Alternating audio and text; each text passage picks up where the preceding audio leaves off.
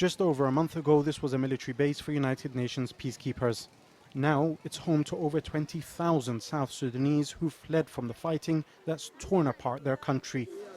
Men, women and children, mainly from the Nuer tribe, are seeking refuge here, fearful that if they step outside this base, government forces will kill them. But while staying here may save them from death, these people are barely living.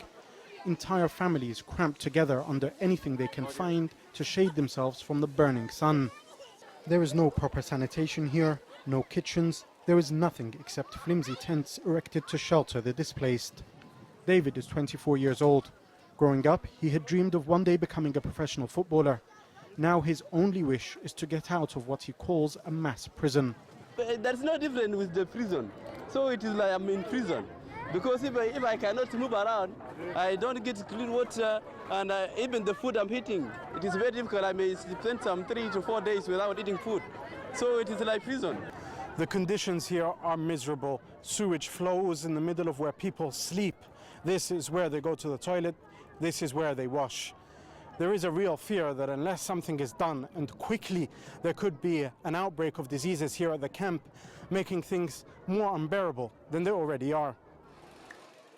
The UN says it is doing its best, but it too has warned that unless urgent action is taken, the situation will deteriorate. My worst nightmare is in the most congested camps we have, that nothing has moved and the rains come and we find ourselves in a situation where the IDPs are living in mud, basically, with the health risks and the disaster that comes from that. That is not a sustainable situation. We really need to fix things way before that. It will be a nightmare of proportions and people can die. There are nowhere near enough doctors, with only a handful of aid agencies operating here. One organization trying to help is Doctors Without Borders. They've set up a mobile clinic where they treat up to 300 people a day.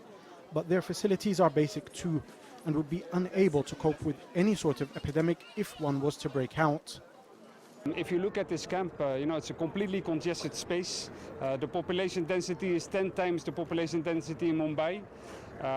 There's no space in order to put latrines. It's basically public disaster waiting to happen, and these people are imprisoned by their own fear for the security situation outside of this camp. And although there is relatively clean water available, the queues for the water tanks are long as mothers fill up containers to carry back to the tiny overcrowded tents they now call home.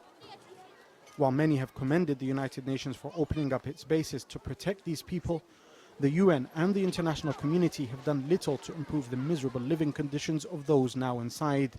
For many here, it seems that the world is ignoring the cries of South Sudan's children. Jamal ElShayyal, Jazeera, Juba, South Sudan.